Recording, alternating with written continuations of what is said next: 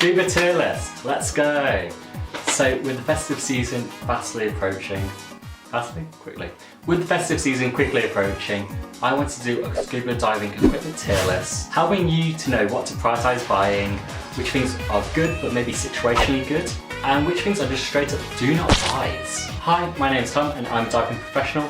So this video is going to be based on my own experience and my professional opinion. However, I don't really like those videos which are like the whole trust me bro logic. So I have come up with a criteria to how I'm going to score each thing and give them a ranking at the end of it. So there are going to be 4 different categories, each scoring from 0 to 10, with a maximum score then of 40 points. The first category is comfort. This is going to affect how it fits personally onto you, the hygiene benefits it can provide you, as well as extra safety it can provide for you as well on a dive. For this, it would be 0 is a 0 change from a rental piece of equipment, 5 being situationally good, and 10 being always a game changer. The next category is performance, and this category is all about how much does it improve your diving. Does it make you more efficient in the water, and does it provide greater ease to have good diving technique? Same as comfort, 0 is no change from rental gear, 5 is situationally good, and 10 is a game changer for all types of diving. The next category is affordability.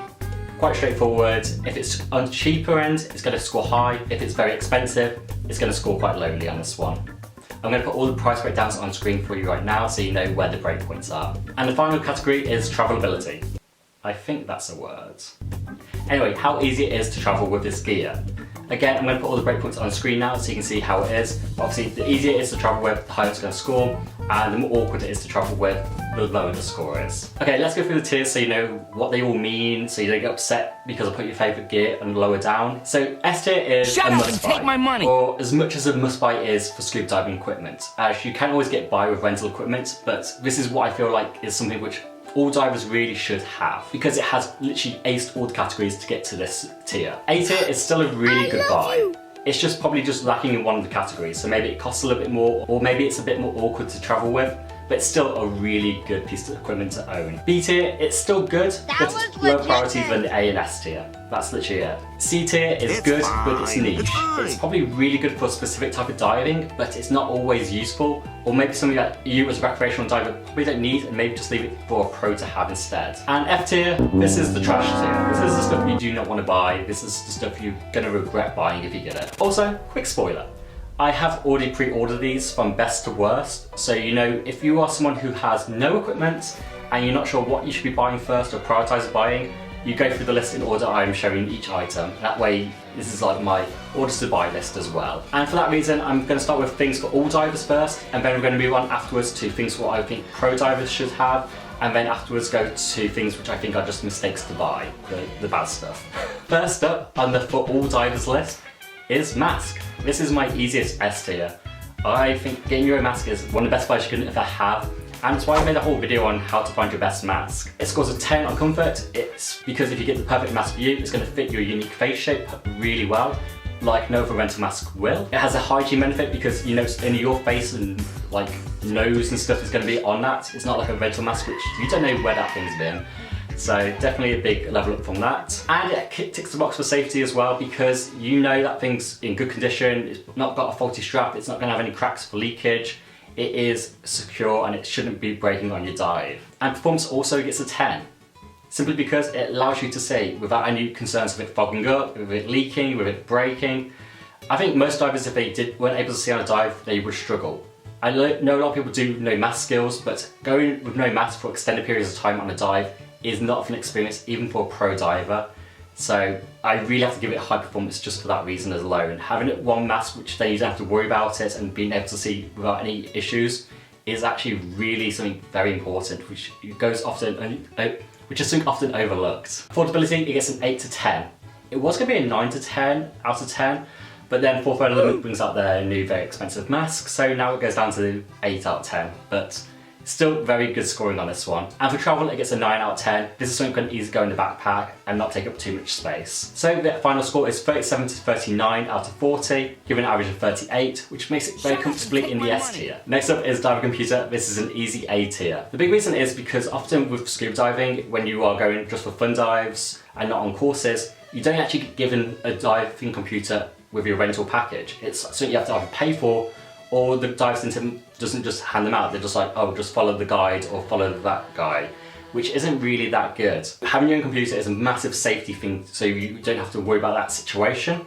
Along with that, it'll also give you that familiarity that it's your own computer, you should know how it works, and it's not like a rental one where you're trying to figure out on the dive what each button does. For performance, it also gets a 10 out of 10 in my eyes. That's because if you have a computer, it's so much easier to get your head around buoyancy control a lot faster. If you're doing it without a computer, it's really tricky to master your buoyancy. It also logs your dives too, so it's really good for having like stored extra information. So when it comes to logging your dives at the end of the dive and knowing how to adjust for future dives, if you need more weights, if you need different exposure, different things like that, it can help you improve faster if you are someone who makes details for every dive to high detail.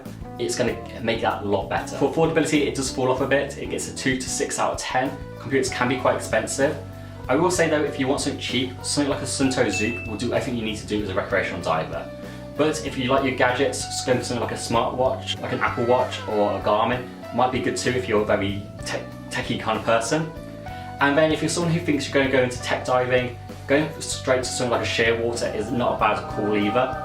However, I feel like it's very niche because the majority of divers don't go to tech, even if you are a professional. So don't just buy it assuming you're going to go to tech. It's probably a safer bet to get something cheaper, like I say, like the Zoop, rather than going straight to a shearwater. But if you are certain you are going to go into tech, it's a great purchase to go for something like a shearwater and spend out the extra cash up front. For travel, it gets a 10 out of 10. It's something you can actually just wear on your wrist and not even have to worry about it when it comes to travel. You won't forget it because you just have it there. I often have my computer as a wristwatch. It's really handy. So all that said, it gets a 32 to 36 out of 40, given an average of 34 points, which is very comfortably in the A tier, also in the high part of the A tier, only just missing the S tier. Next up is fins and also kind of booties and brackets. The biggest one for me, it's a 10 out of 10 for comfort, straight up alone, just because you don't get blisters. I used to think blisters were a requirement with diving. My first few diving experiences, I always got blisters because of the shop fins. So for that alone, having fins which fit me perfectly with my booties on, it's just such a nice feeling that I just know my feet are not going to get damaged by diving. Obviously as well, that also comes into like personal safety and hygiene by having like no cuts and injuries on your feet because of good fitting fins. So yeah, 10 out of 10 easy for that one. Performance, I will give it an 8 out of 10. Yes, it will improve your kicking efficiency. Yes, it will make turning more efficient. But I will say that not all fins are going to give you the back finning ability. If you don't know what back finning is, it allows you basically to move backwards. It's like allows you to do reversing underwater. And things like jet fins, I find it a lot more easier to do back finning with than just rental fins. But because not everyone does back finning, and not the majority of divers I feel like don't know how to back fin, I kind of have to give it a flex slot on that one. So it's an 8 to 10 out of 10 when it comes to performance. But if the fins allow you to back fin really comfortably, it definitely is a bonus one in my opinion. Also, it can help with weighting as well, so if you get some heavier fins, if you need a bit more weight on your lower end, it can help out with that. So it's going to help you get to trim better for those ones. But again, it's not all fins what are going to do that, and you might not need that extra weighting. Affordability, you get 7 to 9 out of 10. I'd say just something like a Amaris Avanti Quattros, they are like middle of the kind of price list, and they're going to be great for pretty much all divers. But if you are someone who knows you're going to go to tech diving or cave diving or side mount diving, going for jet fins is always a great investment. And travel, they are 5 out of 10. There's something going in the suitcase. I've tried many times getting them in a backpack, but they just never quite fit. It's not a good thing. So they are a little bit awkward for the travel side of things. So the final score is 31 to 33 out of 40, which gives it an average score of 32 points, which makes it very comfortably in the A tier. Next up is regulators, or regulator set, or regs, as some people call them, which is a solid B tier. So obviously for comfort, it's an easy 10 because of the hygiene. You know it's only your mouth on there. You don't have to worry about someone with gross mouthing the whole thing or chewing the inside of the mouthpiece. You know, it's just your big mouth in there, and it should be less gross and that side of things. Also, kind of situationally good one for comfort and fit, it's that you can get customizable, you can get multiple mouthpieces to make sure it fits your mouth perfectly. I feel like this is kind of, some people love it, some people hate it thing, but I thought it's worth mentioning. I think the hygiene reasons alone are one of the things why I really like having it. Also for safety, it's great too, because you just know that they're in good condition if you're your own regulators. As long as you service them every year. Remember to service your regulators, guys. Performance, I'm giving it an 8 out of 10. Simply because with more experience, you do notice the difference between regulators, but for a new diver, you probably won't notice too much of a difference between a good pair of regs and a bad pair of regs. If you aren't sure what to look out for, by the way, to have better regs, if you are still new to this, The 3 things I recommend to look out for are fully balanced. This allows the airflow to always be constant regardless of how much tank pressure you have. An environmental seal. This just makes it easier to clean so you don't damage your first stage. And also the weight of the second stage. Some of them are heavy, some of them are small. And depending on what your needs are, maybe you want it to be small and light so it's relaxed in your drawer, or maybe you want to have a workout with your drawer so you go for a heavier one. Whichever is more comfortable for you. I think looking at your second stage is quite important for that.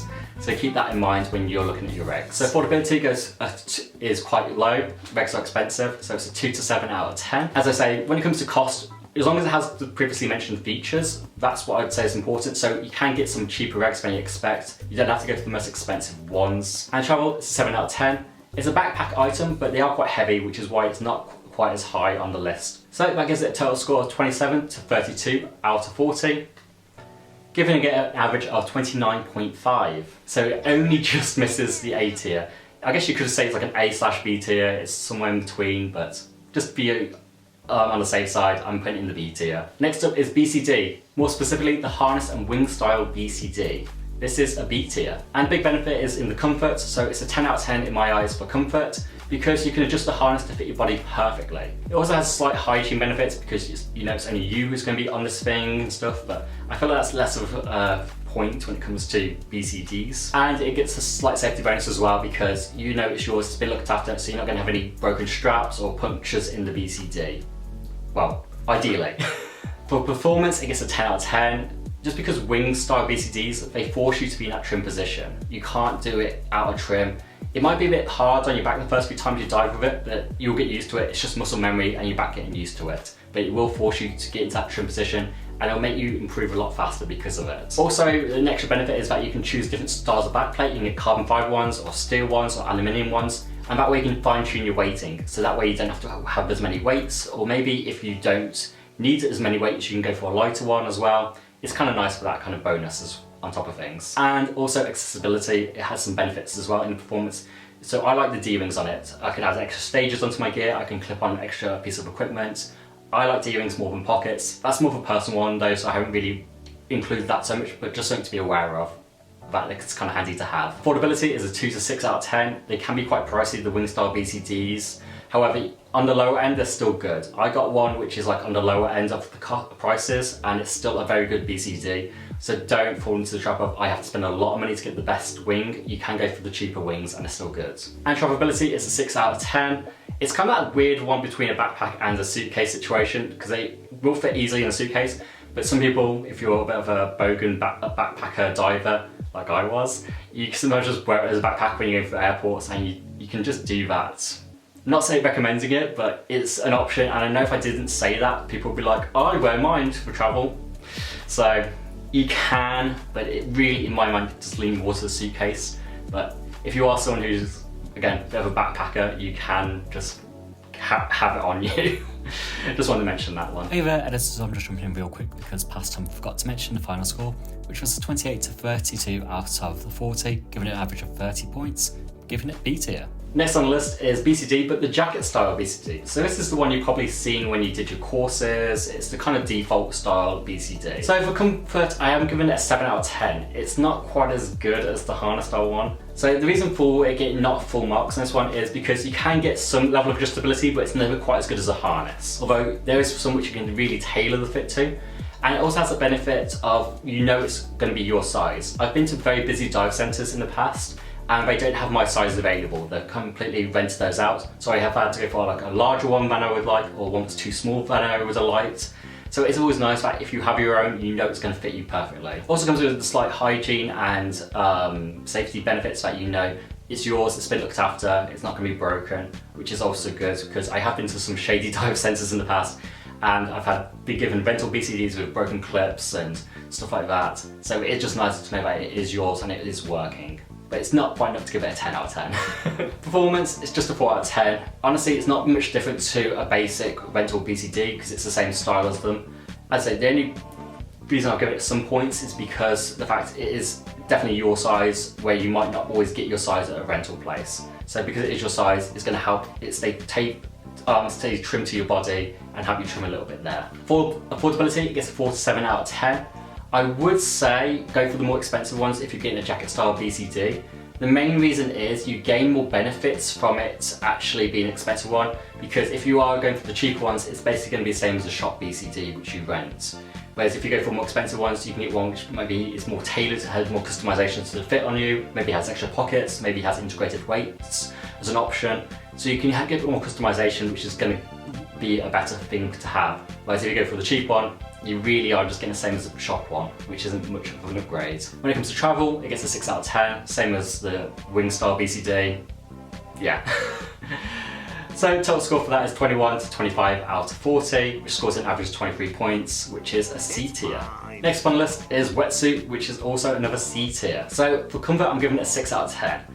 And this is because, yes, if you do get your own wetsuit, you can find one which is a perfect fit for you. That way you know that it's not going to be having water come in and out of it if it's too baggy or it's too tight and it's uncomfortable to wear. You can make sure you get the perfect fitting wetsuit for you, which is nice. But when it comes to hygiene, it's only a slight one, in my opinion again, and it's not really a safety upgrade either for having your own wetsuit. So I can't really give it much more than that. It's just okay as an upgrade. And also it's not always easy to find a perfect fitting wetsuit even if you are buying one, so just keep that in mind. It also has that awkwardness that you have to remember when you wear a wetsuit more, they will stretch and they will get thinner. So just keep that in mind with your wetsuit, that when you buy it, it's better to go for a tighter fitting wetsuit, and even though it might not feel perfect right then, it will get a bit looser over time after like 10 or so dives. Performance is a 5 out of 10. It's just my idea of a situational piece. Because wetsuits, they're only good in their specific water temperatures. If you're somewhere tropical, you might not need one, or you might want a 3mm. Go somewhere a bit more cooler, 5 or 7mm comes into play, and any cooler than that, you're going to need something else. So unless you're going to buy like 4 or 5 different exposure suits, it's going to be a bit silly. It's only going to be very good in its own specific niche. So unless you dive in the same place all the time, that's when it's good. But if you like to travel around, go to different places, you're going to need to have lots of different wetsuits or exposure suits, which isn't very practical and it's going to cost a lot. And it's also a nightmare to travel with all those different suits for those different occasions. And the reality is, often when you go to a dive centre, they have the correct exposure suit for that place. So, yeah. But obviously, if you have your own one, you know it's going to be looked after, you know there's no holes in it, you know that, so it has that kind of added benefit, but realistically, I would always just rent the wetsuits wherever I go to somewhere. It's not that much of an upgrade in my opinion. Cost, it gets a 6 to 9 out of 10. You can get some very expensive wetsuits. I would say if you go for more expensive ones, they do have the benefit that they usually last a bit longer, but they are still a piece of equipment. If you dive a lot, you probably still gonna have to replace them because they get thinner from the stretching and whatnot, so you have to keep periodically getting a new one. So don't spend a crazy amount of money expecting it's going to last forever, because unlike other pieces of equipment on this list so far, like regulators or BCDs, which will last probably forever if you look after them, wetsuits unfortunately are one of the things what do need replacing. So keep that in mind when you are buying one, not to break the bank on getting the most expensive wetsuit possible, because it might be a year later and you're going to have to replace it again. Travelability is a 4 out of 10. This is a suitcase piece and it's going to take a reasonable size to suitcase. It's also annoying to travel with because you have to wait for them to dry out before you can put them back in the suitcase. So you're going to have probably at least one dry day at the very end of your trip just to make sure you can pack it and not soak the whole of the suitcase. So just something to keep in mind there. That leaves it with a score 21 to 24 out of 40, giving an average of 22.5, which is why it's in C tier. Next up on the list is Drysuit. I'm going to get a lot of flack for this one, but it's a C tier from this criteria. Now let me cook, because I know the Drysuit divers are going to be like, what the heck? My Drysuit's the best thing, it should be top of the tier, it should be an S tier. Let me explain. So for comfort it is a 10 out of 10, because you can ensure it fits properly and you can ensure that it won't leak. If a Drysuit leaks, it's basically a game over. If it leaks, water comes in, you're going to get cold very fast, you have to end the dive. It's not a good thing. So ensuring it won't leak is such a big benefit. Obviously it has an initial hygiene benefit as well, because it's your own one and you're going to be in it. But also has an extra safety element because you can use it as a backup BCD. If your BCD gets punctured, you can use the Drysuit as a buoyancy control device as well, which is very nice. Performance though is the 5 out of 10 because it's only good for cold water diving. And I know you can change exposure underneath it, but if you are doing that, you can usually just get a wetsuit, and yeah, it's a lot to travel with just for that. I'll get more to travel in a bit, but yeah, it is the quote-unquote situationally good. It's amazing for cold water diving. If you're only cold water diver, you might see it as a 10 in performance, but reality is it's a situational piece. Affordability is a 0 to 6 out of 10. Drysuits are very expensive, and this is part of my issue with it. You can spend a lot of money on these things. I'm not going to say it's a bad thing to spend a lot of money on them though. If it fits you perfectly and you know it's not going to leak, it is worth the money. So don't do that. Just try out which ones are going to fit you well and spend that time to make sure you get the right one. But they can be very expensive. Travelability as well, it's a 2 to 4 out of 10. They are suitcase piece, but if you have lots of exposure you need to have because you're going somewhere very cold for your diving, you realistically are going to fill up a whole suitcase, so unless you don't have any extra change of clothes, you are going to need that extra luggage. So it's always something to be aware of. If you are going to be travelling with a dry suit, it's going to be a lot of more luggage you're packing for it, which isn't great. And for that reason then, the total score is 17 to 25 out of 40, giving it an average of 21, so it only just gets into the C tier. But as I say, if you are someone who lives in where you cold water dive all the time and you don't really have to travel so much for it, it definitely can be seen as a higher tier item. But I think for just this criteria, it does definitely fall back on. And also the cost is a big thing because you could buy like the first 4 items on the list for less money than an expensive dry suit. So you could be fully geared out, or you could have a dry suit. And I think it's better to have all the other gear first than getting a dry suit. That's why it's low down on the priorities. I hope that makes sense. Please don't at me, dry suit divers, but if you do have any concerns or issues with how I ranked it, leave a comment, let me know. I'd love to talk about it more. Okay, now on to the pro part. So this is stuff I feel like is more for the professional divers, or if you are someone recreational, you can still get this gear, but just know it's a bit more niche, or it might require a level of training to use correctly. So just keep this in mind with gear, that it really is more geared towards the pros. And when I say pro, by the way, I mean the people working in the diving industry, like the dive masters or the instructors. I just checked my mic was working. The first one on this list is the DSMB, which stands for Delayed Surface Marker Buoy. This is an A tier, and it gets an 8 out of 10 in comfort because of just how much safety it provides. This is one of those pieces of equipment I think I feel unsafe not having it on me. It allows you to end a dive safely every time. You inflate it underwater, you deploy it before it gets surface, and let boats and boat traffic know you're there and they stay away from you. It's just one of those things that I just feel very uncomfortable not having, and not being able to call a dive when I need to call a dive because I don't have one, so I have to go to an exit point. This allows you to, even if you go off course, you can end a dive safely, which I think is just so invaluable. And for that reason, that's why it's got an 8, even though it has no hygiene or fit benefits. It's just that comfortability you have when diving for that safety reasons, I think, is just invaluable. And performance, I give it a 6 out of 10. The reason why it is situational, but it's kind of situational plus is how I see it. Reason being that you might not be the only pro with one of these on a dive. You might have someone else, they deploy theirs first. You don't need to deploy yours then, unless you have a big group. But you might not have to deploy it every dive. Also, you might be diving somewhere with dive flags or somewhere with a buoy line or buoy line, depending on how you say it. And that way then you don't need it for your exit either. But the reason I give it a slight plus is that if anything happens, like a bad situation happens, you come off course, you can't get to any of those exit points or you lose the group, you have the extra option there, which I think is kind of the plus part. And also it could be bonus signalling on the surface. You can inflate it on the surface and use it as a signalling device, which is very useful. Affordability is a 7 to 9 out of 10. I will say about these ones, size and colour does matter. What did he say? I'm definitely going to get taken out of context. So with these, you want a big one, but not a black one. This is so wrong to say. But yeah, bigger is really better in this situation because you are going to be easier to spot them on the surface, but black ones are actually really dumb. People, when they buy a black DSMB, I think are idiots because it's so hard to spot them on the surface. If you're going for colours, I'd say either orange or pink. They're just very vibrant, they contrast heavily with watercolour being blue or green, so it makes them stand out and it does its job more efficiently. You can go for yellow, just know that it's sometimes used in tech diving as an emergency DSMB to give warning that there's a situation going on. So if there is tech diving going on in the area, a yellow one might not be as good. But orange and pink are always just safe bets to go for. Travelability, they're 9 out of 10, this goes in the backpack. Nice and easy. So that gives it a score of 30 to 32 out of 40, giving it an average of 31 points, which makes it very low A tier. Next up on the list is a double ender clip. And this is A tier, only just, maybe fringe B tier, like, it's right there.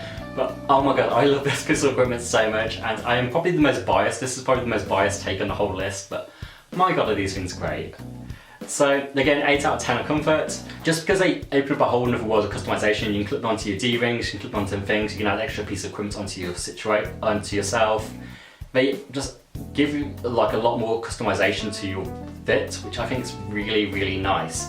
No hygiene benefits, no real safety benefits, but yeah, that's why it gets the 8 out of 10. But yeah, it's just so cool to allow you to have extra things on your kind of gear and configurations, which I love. Performance, it's a 3 out of 10 though. I have to be real about this one. It doesn't improve the diving performance much at all. All it does is maybe have a bit more ease of access for certain pieces of equipment if you clip into certain places, so you can reach, not have to go further into pockets and stuff to get to stuff. It just gives you that easier, quicker access. But also has a bonus option as well. You can use it for signalling. You can use the clip to make a noise underwater, which is really useful to signal for people, which I often do with myself. Affordability, 10 out of 10. These are very cheap. And travelability, they're 9 to 10 out of 10. I realistically feel like you just put them in the backpack or leave them clips on your gear, but some people will say, oh no, you can put them in your pockets, they're wearable. I feel like you lose these things really easily though, so I wouldn't put them in the wearable category, but I just want to give them an option there that yes, you technically can wear them in your pockets and stuff, but yeah. Anyway, that scores it at 30 to 31 out of 40, giving an average of 30.5, which is why it's literally between the A and B tier. But because I like them, I'm going to put them in the A tier because it's my list. Next up on the list is backup mask, and B for backup, I guess, because it's a B tier. So this is the quote-unquote situational piece. It's both a 5 for comfort and 5 for performance because you don't always need this thing. But if you do need it on a dive, it is amazing. Say your primary mask, the strap broke on it, the mask breaks, it becomes compromised. You'll be so thankful that you have a backup mask you just pull out and put on your face. It is amazing, but it's not always deployed. You're going to have some dives where it's just going to sit there, never be needed, and that's why it's just situational. If you need it, amazing. You don't need it, whatever. But you'd be glad to have it if you do. And it goes more into a pro item because if you have a client and their mask breaks or something happens to a mask, you have a solution quickly underwater. You don't have to end a dive, and as I say, a lot of people, if they don't have a mask for an extended period of time, they can easily freak out and panic, and it can become a hazardous situation. So just keep that in mind, that even if you've done mask skills, having someone actually lose a mask and have to deal with it for over 2 minutes, it can freak a lot of people out. So just keep this in mind, that having a backup mask can be just great for other people. Even if you're not going to use it yourself, to give someone else is great. Just remember to defog on the boat before diving, so spit in it or something before going underwater so it doesn't fog up though, if you do switch to it. Just a good tip there. Affordability, same as before with your pro mask, so it's an 8 to 10 out of 10. And same for travel wise as well, it's a 9 out of 10 because yeah, it goes in the backpack, same as a normal mask. So for that reason it gets a 27 to 29 out of 40, given an average of 28, which gives it a high B tier. Next on the list is Torch, which is another B tier, and the main reason again is similar to the backup mask, it's very situational. If you are on a night dive, if you're on a cave dive, if you're on a cabin dive, if you're in certain wrecks, phenomenal. But if you're not on those kind of dives, it's not really that useful. If you're in daytime diving, you don't really need it. I kind of performance this, so it's 5 out of 10 for performance, but also 5 out of 10 for comfort. The comfort thing, by the way, is that you know how it works, so you can just turn it on without that, and you know that it is working. The main reason I say this is because I've worked in companies, we've done like night dives, and we've had clients break torches because they turned it too much because they thought it turning it on, but then actually unscrewed it, flooded the torch and broke it. So it's one of those nice things that if you know how it works, because it's your own torch, you're not going to flood the torch.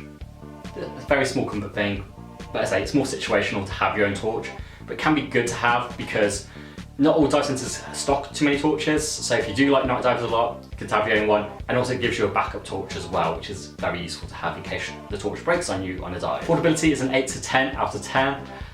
I'll be honest, I was surprised how expensive torches get. I feel like you probably don't need the most expensive ones. I feel like this is for deep tech diving or certain cave diving where you need a more powerful torch.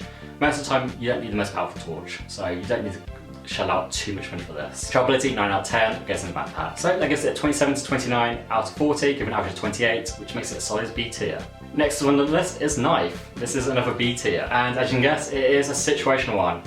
Situational comfort because it's a safety piece of equipment to cut out of entanglement or cut some things, but again, you don't always need it for every dive. I'll be honest, most dives you won't need a knife, you can get by without a knife. It's one of those things that people make a big fuss of having a knife, but most of the time you never need it. But it's always nice to have, obviously. When it comes to performance, it's also a 5 out of 10, just because, again, not every dive is useful. It's only going to be useful for the entanglements, or if you're doing something like a dive against debris or clean-up dive when you have to cut some fishing line. that's kind of it. Affordability wise, it goes to 8 out of 10. Again, I was surprised how expensive these things get. And I will say, size does not matter with this item. You can just get a small cutting device. I'd recommend that more so.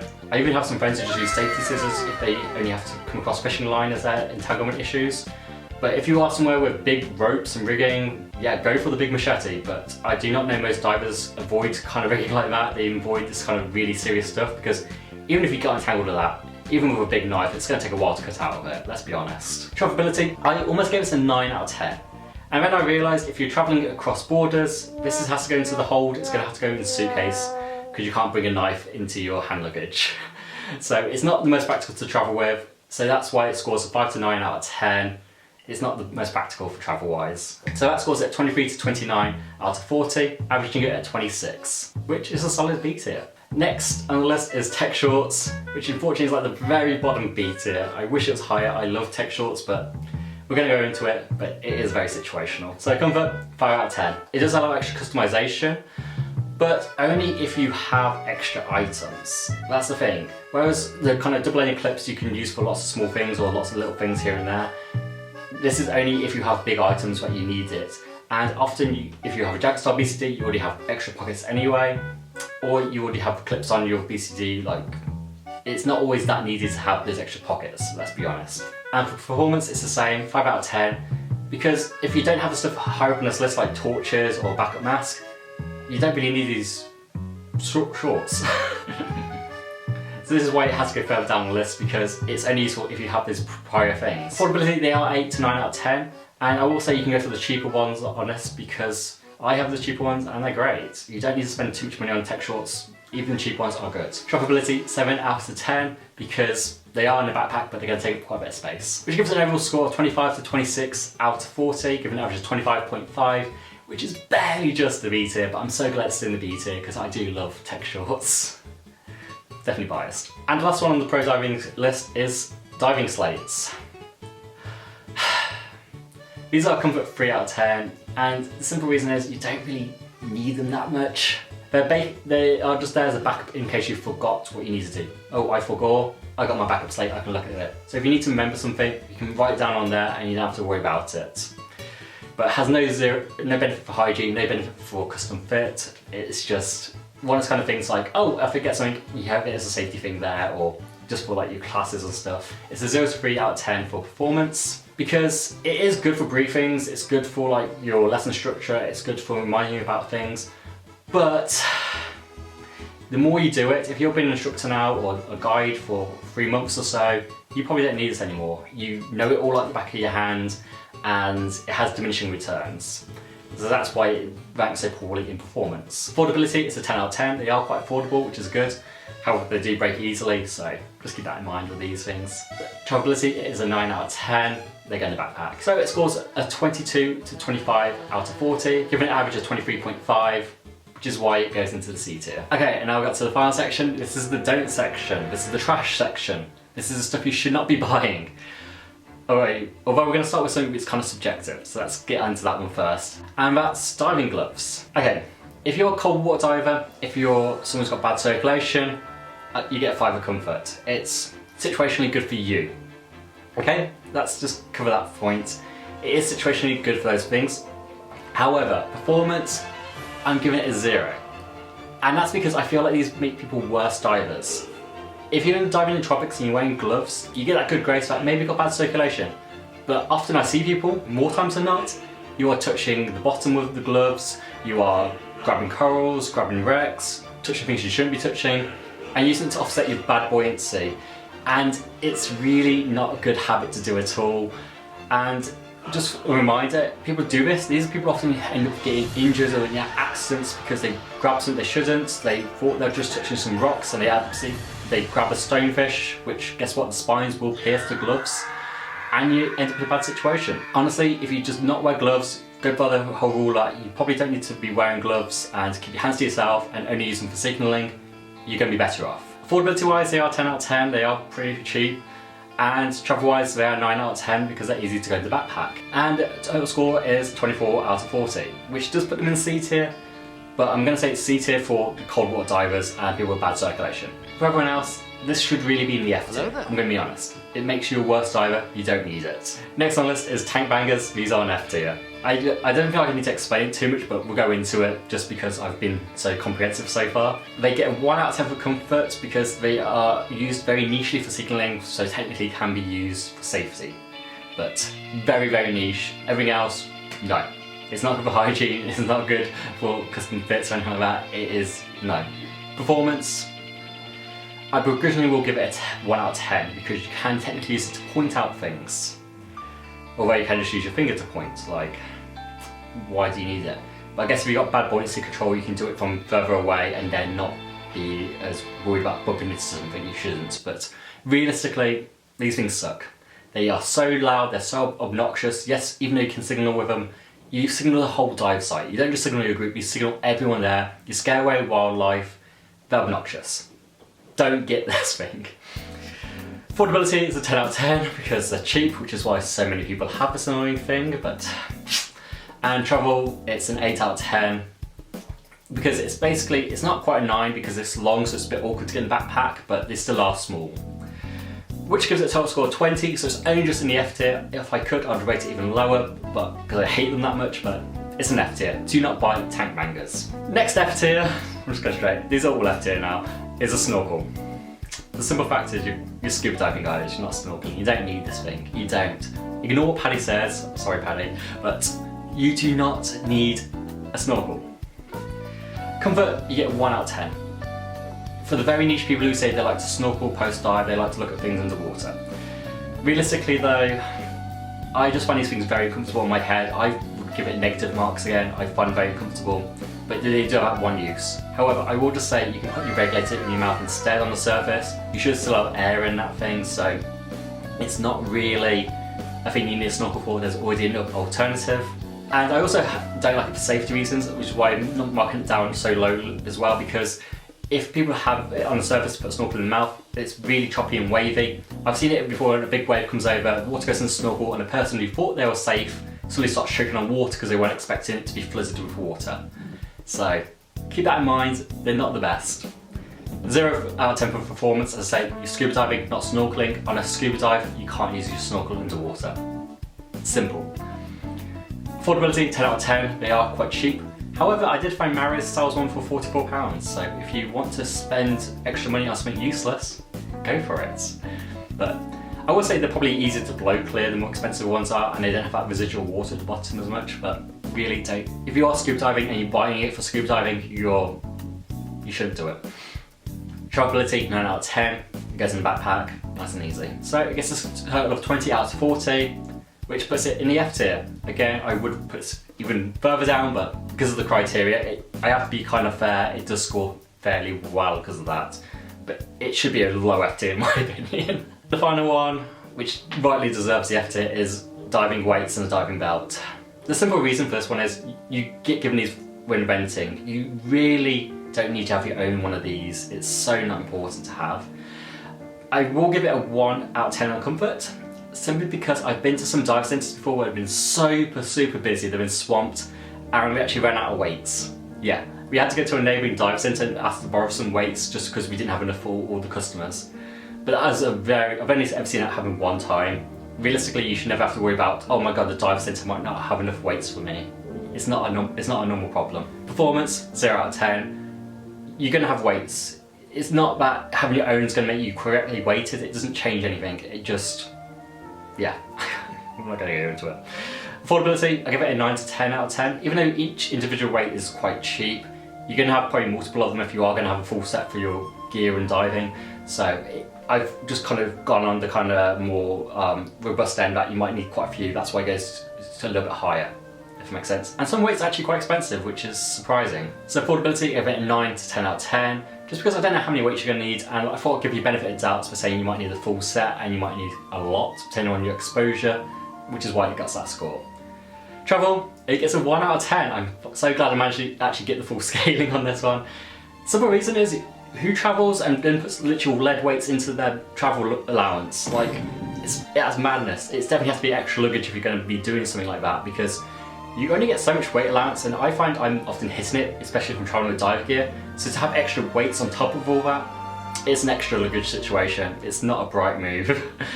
Yeah, this is why you just go to dive centre and use their weights. You don't need your own. Anyway, total score comes to 11 to 12 out of 40, giving it 11.5, which is a very low F tier, and rightfully so.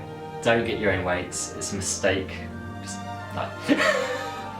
And that is my tier list. Let me know, do you agree with it? Do you have any things you've changed on the list? Leave a comment down below. I'd love to have a discussion on this one, to hear what you think about it. Also, commenting on the video does help me out a ton too. It helps this video get more reach so more divers can see it, and we can have a bigger diving community talking about this kind of fun stuff. But I feel like it's really important to cover like the price range as well, because this sort of stuff is important. Just because diving can be expensive doesn't mean it has to be. And I think this is really nice that some of the things I mentioned earlier on, maybe not most impactful for everyone, but let's face it, you can get a cheap mask, a cheap computer and a cheap fins, and that is going to set you back less than £300, and you're good to go for diving. It's going to be a nice step up from the rental gear, and you're going to have a good time. Whereas if you've got something like a Drysuit, even though it might be phenomenal for cold water divers, it could be very expensive, and you might be like, oh, all diving is expensive, and I don't want that stigma being carried forward. Diving doesn't have to be expensive, and it also can be quite practical to travel with your dive gear if you choose the right gear to have. And I think that's really important to be aware of. So I hope that helps. I hope it helps you know now with the holiday season what things you should be prioritising getting. Yeah, I think it's just awesome to have this kind of information available. I've been Tom. I hope you enjoyed the video. Give it a like if you do, and even consider subscribing if you want to see more from myself and more scuba content. And until the next video guys, I hope you're well and hope you have some happy dives. Bye!